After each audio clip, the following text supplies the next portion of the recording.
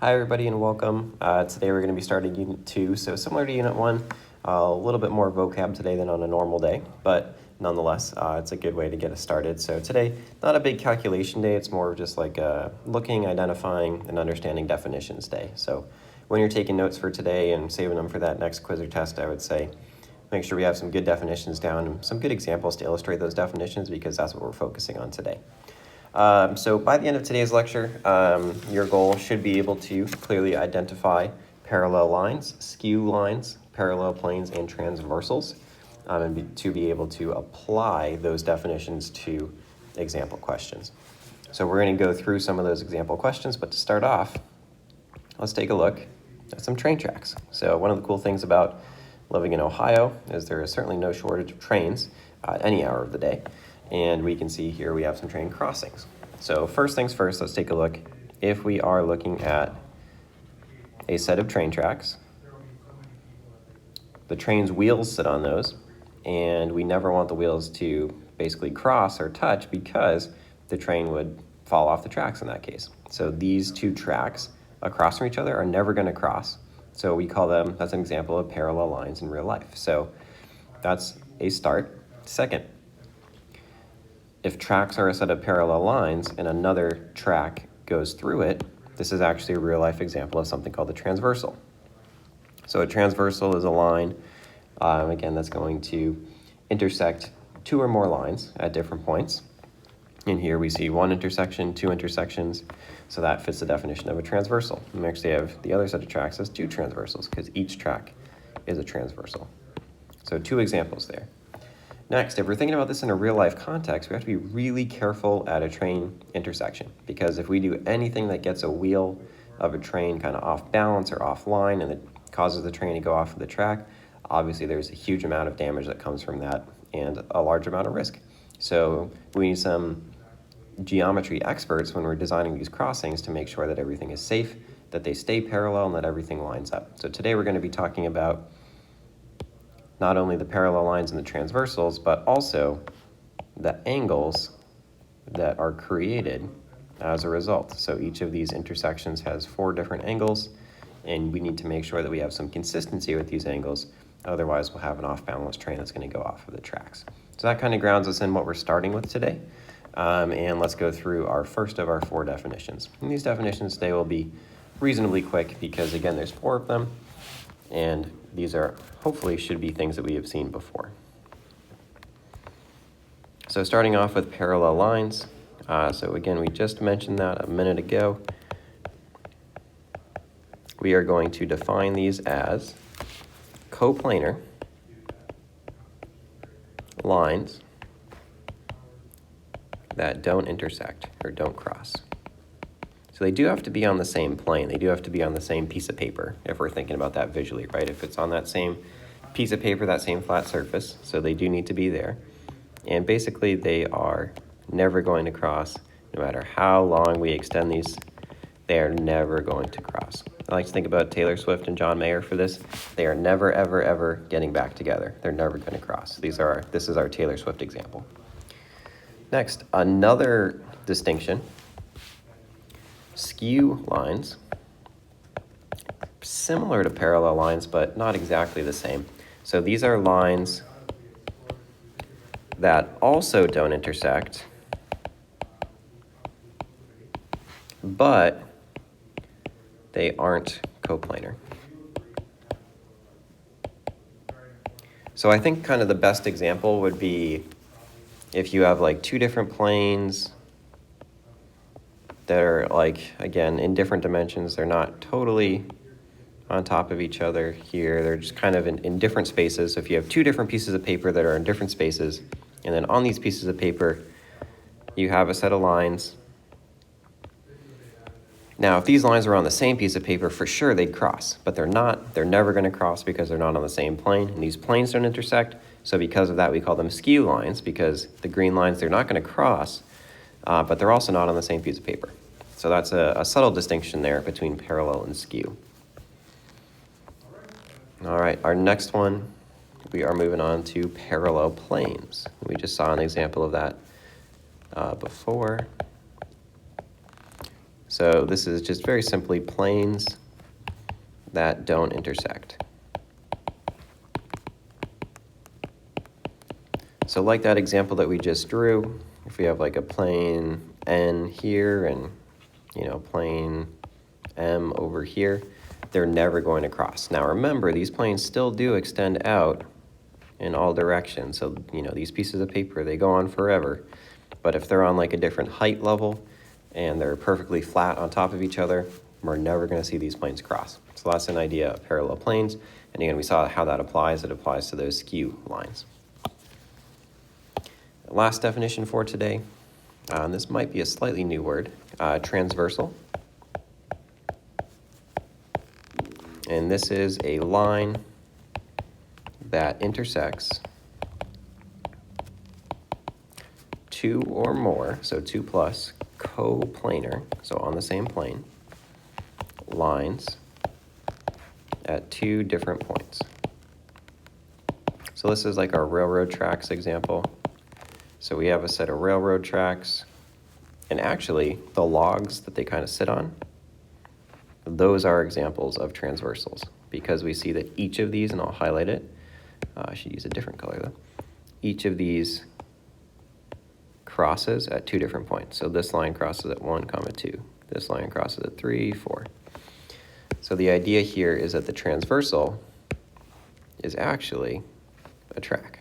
So it has to be a line that crosses two other lines, and that's an example there. So drawing it straight across, it crosses two lines, it's a transversal. Another one, and any other one, and even if it's like sideways, that would work.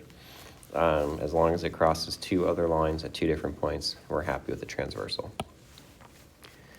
All right, so next, with transversals, we have to be very careful about how we label specifically angles. So I'm going to do a little bit of shading here. We'll call this the purple region on the inside of our two lines, and we'll call it the green zone on the outside of our lines. Our transversal, I'll highlight in brown, is P, because that is what is crossing at two different points, and our other lines are Q and R. Okay. So exterior angles are in our green zone. So they are outside of Q and R. So this would be like outside of the train tracks. So anything that's in the green zone works. So exterior, we have 1, 2, 7, and 8. So we have angle 1, angle 2, angle 7, and angle 8. You can probably guess, but interior angles, those are inside of the train tracks. So that's going to be 3, 4, 5, and 6.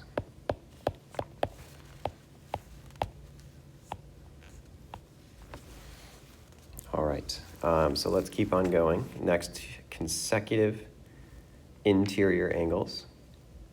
These are going to be interior angles that are on the same side of the transversal. So to make an even further distinction, we have, let's do this in another color. We have the left side of the transversal. And again, transversal is highlighted in brown. And then we also have the right side. I'll do that in yellow. So consecutive interior angles, they share the same side of the transversal and they're on the interior side of the angle 4 and angle 5 as one pair. And then also a second pair, we would also have angle 3 and angle 6. Again, on the same side of that transversal, and they are also on the interior. Let's go to alternate interior angles now. So we're going to skip down to D because I think that makes the most sense to jump down to there. So angles that are on the opposite side of the transversal, and we want to make sure that they are not adjacent, so they can't be next to each other. So for example, here 3 and 4 are not alternate interior angles because they can't be next to each other. So that doesn't work. However, if we go through this, if they are across from each other, like 4 and 6, that would work. So 4 and 6, because, again, they're on opposite sides of the transversal, and they're not directly next to each other. And we also see an example of 3 and 5. So again, not directly next to each other, on different sides of the transversal, we're happy. All right, same thing for alternate exterior angles. So they can't be right next to each other. So like 1 and 2 and 7 and 8 don't work, but we could do 1 and 7.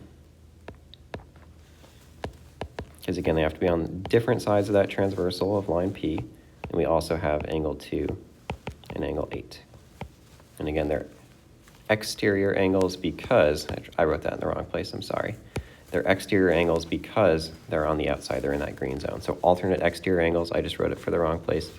Angle D, again, that's 1 and 7, sorry, part D. And then we also have 2 and 8. All right, so quick recap before we go on to corresponding angles. Alternate means they're not next to each other, but they're on opposite sides of the transversal. Consecutive, that's going to mean that they're on the same side of the transversal. And then exterior means they're outside of our train tracks, and interior means that they're on the inside of our train tracks, so the red versus the purple zone. And then finally, we're going to go to corresponding angles, and these are angles that lie on the same side of the transversal and also on the same side of the respective lines that they're on. So for example, corresponding angles here, we would have 1 and 5 because they are on the same side of the transversal, they're to the left of it, and they're also both on top of their respective lines. So like 1 is on top of Q, 5 is on top of R, so there it is, it's happy. We'll also see the same thing for angle 4 and angle 8. Again, they're to the left of the transversal and they're below their respective lines. Another pair is 2 and 6. They're to the right of the transversal and they're on top of their lines. And then the last pair we have here is angle 3 and angle 7, again to the right of the transversal, and they are below their corresponding lines there. So a whole bunch of examples there, and hopefully that helps with labeling these. I would definitely take this down in our notes because really easy to see on a diagram like this, but kind of hard to remember when the diagram goes away. All right, so last we have 2 examples to finish off for today. So we are going to take those examples from above and apply them. So I'll get us started with the first one. So we're looking for parallel planes. So a plane that will not cross plane AEF. So that's here. And it looks like to me we're only going to see one, and it's going to be the plane that's directly across from it. So we'll say plane GHC will not intersect. So it's parallel directly across. So it'll keep going like Taylor Swift and John Mayer without ever getting back together. So finish up B, C, and D for that one. And then our final example here, we want to take a look at some transversals. So remember, transversal has to cross 2 different lines. So identify the pairs of lines to which the given line is a transversal. So if we're looking at P, it's kind of a hard one because we see for sure, okay, it intersects T, and it also intersects, if we keep extending this a little bit further, it's going to intersect R as well later on. So it intersect here and intersect here. So again, we need to see it has to cross 2 different lines. So that's an example of what it could be. They could also intersect line Q if we extend it in this direction as well. So you have a couple of options there. Basically need to show where does this cross 2 different lines. And that's the idea there. So I'll give us the opportunity to finish up B, C, and D. And again, remember, with the transversal, we are looking for at least 2 intersections. All right, so that's our video for today. I will see you all in class very soon. Thanks for tuning in. And as always, let me know if you have any questions.